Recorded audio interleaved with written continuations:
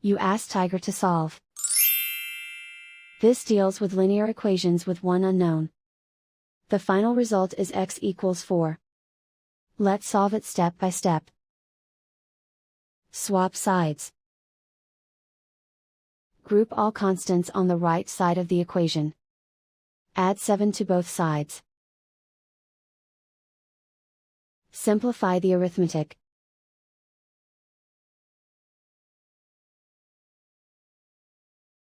Isolate the x.